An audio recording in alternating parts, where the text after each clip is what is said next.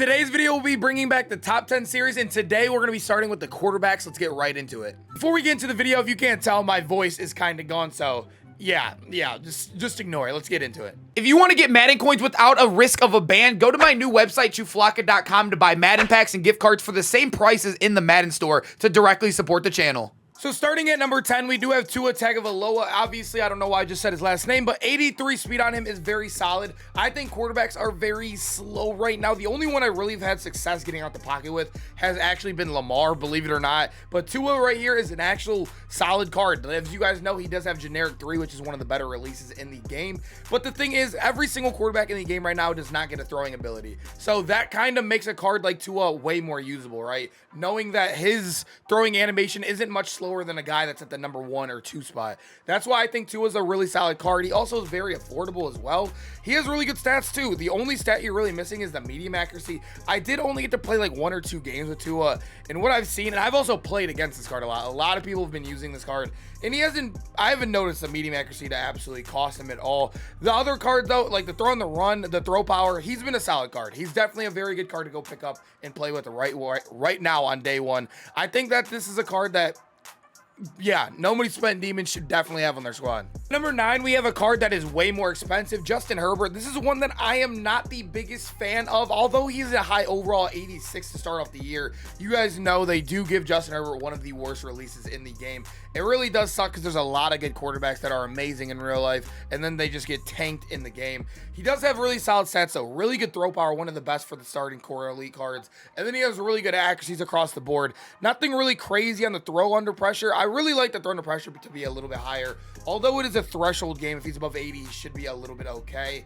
I still would, I don't know, if I'm like weird with throw under pressure. I feel like that's one that doesn't go off thresholds. I'm not too sure on that though, but it just feels like when you're throwing under pressure is a little low, you do see it pretty often. But Justin Herbert, an all-around good card. The only thing really negative about him is that release. Is literally the only thing. The release.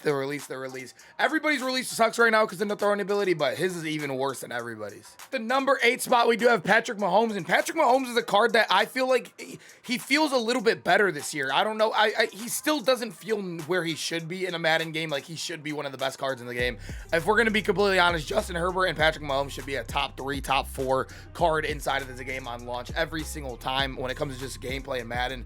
And he, you know, gets a clunky release. I feel like I love his short and medium. His medium is like a little stiffy still, but his deep is just, it is almost unbearable in this game, especially with how fast the pass rush is. You literally can't even get a ball off with this card. But at the end of the day, I still think his short feels just as good as anybody else in the game. And then his medium, like I said, still very solid. He has really good throw power, really good stats all around right here as well. His throw under pressure is amazing too. His throw and the run is pretty high, and his play action is also very high. Just another card like Justin Herbert where the release is just a little bit not where we want to see it compared to real life. At number 7, we do have Carson Wentz, and Carson Wentz does have the same exact release as Tua, but he is a righty in this game. I believe they fixed, I didn't go over it with Tua, but I believe they fixed the lefties not being able to roll out and whatever. But Carson Wentz, this card you see a lot out there. A lot of people are doing the Joe Mixon, the L'Jarius Sneed set, and they're getting a card back. And Carson Wentz, they're putting it right out in the field. I've seen a lot of them. He's a solid card. He's definitely one of the solid starters to start the year off. He has really good stats too. The short accuracy is amazing. The deep is pretty good. He's even above an 80 for the medium too. The throw and the run is solid as well, although it's kind of hard to get out the pocket. Like I said, this year 79 speed on him still feels like, I don't know, the only card I feel like I can run a little bit with has been Lamar, like I said. But Carson Wentz, for what I've seen and knowing what his release is from past Maddens, he's definitely a very solid card you put out there. His starting ability though, I think that's red zone threat.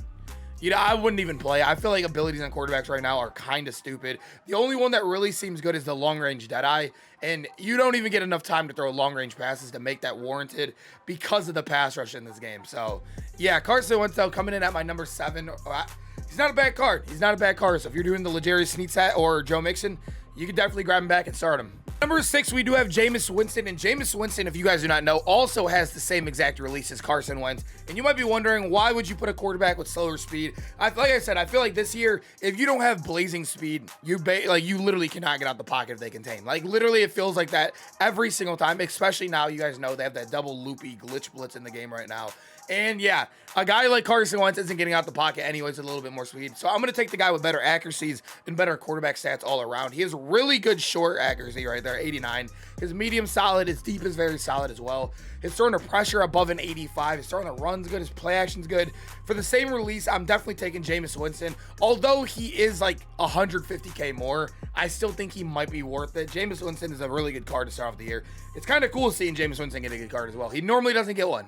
At number 5, I do have Trevor Lawrence, and you might be wondering why am I on this website now instead of the game. I do not have him unlocked. You can't even check out his stats in the game as well, but we do know he's there. You got to get him through the competitive field pass for any of you guys wondering. So anybody watching this video can get him for free. He is a grind.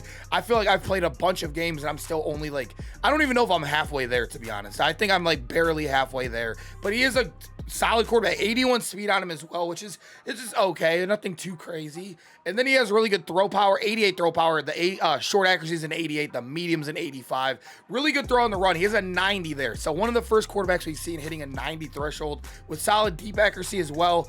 I think Trevor Lawrence is going to be a solid card. Although his release is not the best, I do like the stats that come with him. He's a really good statted card and should be very good for a lot of you guys. Like I said, he is free. You can get him from by doing the competitive field pass. You can go look through it right now and do the objectives. This is a card that I would definitely work towards if you want a budget quarterback. At my number 4 spot, I do have Joe Burrow. This is a card that I feel like he's super, I don't know. It just sucks that an 89 overall card really does not get a throwing ability. There's a lot of cards that should get throwing abilities that don't. And Joe Burrow still doesn't, and he's a card people are paying 600K for.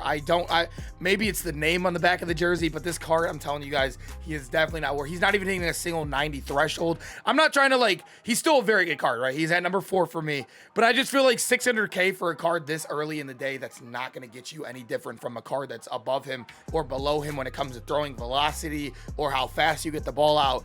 This is a card that, you know, he's going to have good stats all around. He doesn't have the best release in the world. It's kind of mediocre. It's all right. I think it's the same as the Tom Brady release.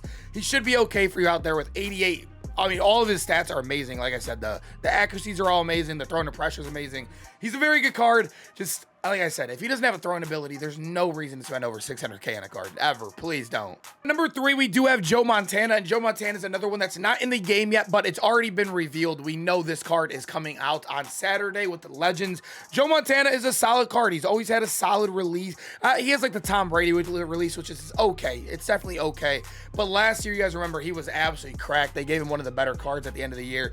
So this year, he kind of feels like his card almost got, I wouldn't say humbled in a way, but he's definitely a lot slower this year.